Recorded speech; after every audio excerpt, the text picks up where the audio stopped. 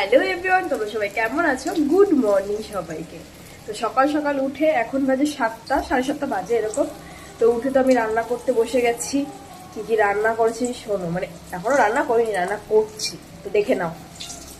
তো বড়ি দিয়ে মাছের ঝোল করব, শিমও দেবো, শিম আলু দিয়ে বড়ি দিয়ে কাতলা মাছের ঝোল করব। তো এই মাছগুলো ভেজে নিচ্ছি, আর এদিকে ভাত বসিয়ে দিয়েছি। আর এখানে ফুলকপি আর ওই পেঁয়াজকলি ভাজা করবো বলে কেটে রেখেছি। আর সবই সবজিগুলো জানো রাতেই কেটে রেখেছি, যাতে সকালে তাড়াতাড়ি করতে পারি।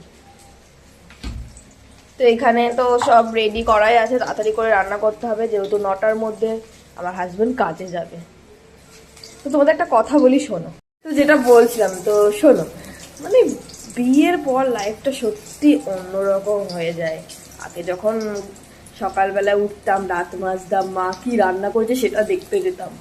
আর এখন আমাকে উঠে রান্নাঘরে করতে হয়, মানে অন্য কেউ কি খাবে সেটা আমাকে বানাতে হয়। এটাই হচ্ছে বিয়ের পরের লাইফ।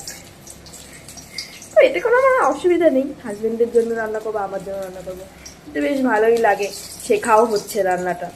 তো তোমরা আজকে বাড়িতে কি কি রান্না করবে সেটা আমাদের সাথে, মানে আমার সাথে শেয়ার করে দাও।